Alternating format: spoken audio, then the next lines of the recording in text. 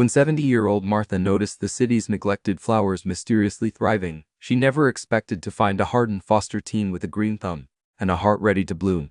Martha Wilson adjusted her wide-brimmed gardening hat as she shuffled past the neglected city planters on her morning walk. At 72, retirement hadn't softened her florist's eye. She could spot a wilted petunia from half a block away.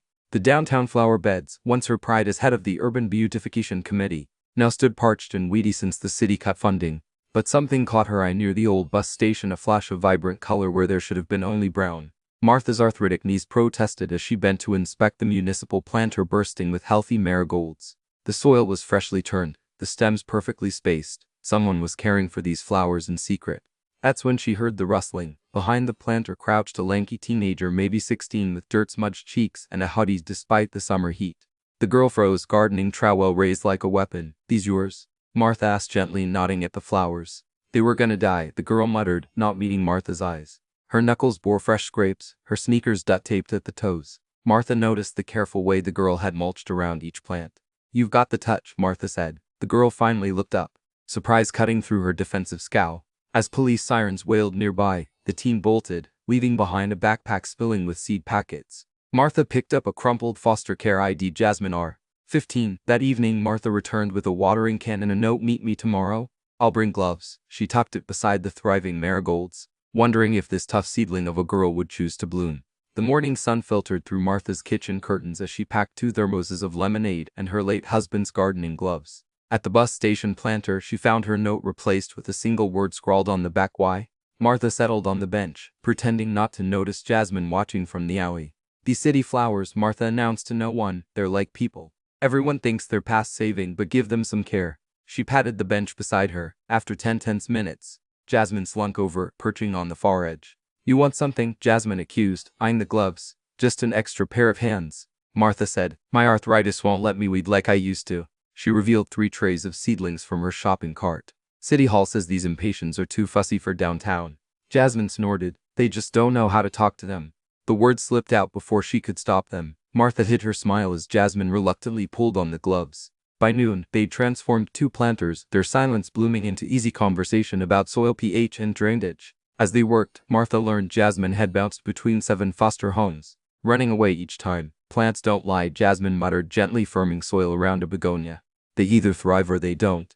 When Martha offered lunch, Jasmine froze. "I don't do pity meals." "It's payment," Martha corrected. "Professional consultants get sandwiches." The first real smile flashed across Jasmine's face, quick as a hummingbird, just as fleeting. Summer thunderstorms lashed the city for a week, keeping Martha indoors. When the clouds finally broke, she hurried to their planters, only to find Jasmine already there, soaked and feverish, trying to prop up waterlogged stems. "You'll catch pneumonia," Martha scolded, draping her own cardigan over the shivering teen. Jasmine resisted until a coughing fit doubled her over. Martha guided her to a sheltered doorway, surprised when Jasmine didn't pull away. "These were my mom's flowers," Jasmine confessed between coughs, pointing to the battered pansies. "Before she..." The unspoken tide hung between them like damaged petals. Martha's heart ached. "You've been sleeping out here, haven't you?" Jasmine stiffened. "I can take care of myself." But when Martha opened her thermos of chicken soup, Jasmine's resolve crumbled. They sat sharing the warmth as Martha confessed her own losses. The florist shop closed after Herb's passing, the empty house echoing with memories. Next morning, Martha arrived early with an umbrella and a bold proposition. "I've got a spare room that's been collecting dust. You could tend my backyard greenhouse, professional arrangement, room and board." Jasmine's eyes widened. "Why would you?" "Because," Martha said gently, "even the hardiest plants need shelter sometimes." As the sun emerged, so did Jasmine's guarded smile. "Only till harvest season," she warned. Martha nodded, knowing this fragile trust needed careful nurturing. Together, they repotted the storm-battered flowers, their hands moving in sync like the roots beneath the soil. The autumn leaves swirled around Martha's porch as Jasmine hesitantly arranged her few belongings in the spare room: a chipped mug, seed packets, and a faded photo of a woman with Jasmine's smile. Martha pretended not to notice when Jasmine tested the bead's softness with wonder. Their days fell into a comforting rhythm: mornings tending the greenhouse, afternoons delivering Martha's floral arrangements, evenings debating fertilizer brands over chess. But when Jasmine found Martha's old adoption paperwork in a drawer, storms brewed. "You wanted kids," Jasmine's voice cracked. "Couldn't," Martha said simply. "The shop was my baby." Jasmine slammed the door, disappearing for hours. Martha waited, pruning her roses with shaking hands. At dusk, Jasmine returned smelling of earth, her palms scraped from digging. "I planted bulbs by the fence," she muttered. "They'll bloom next spring."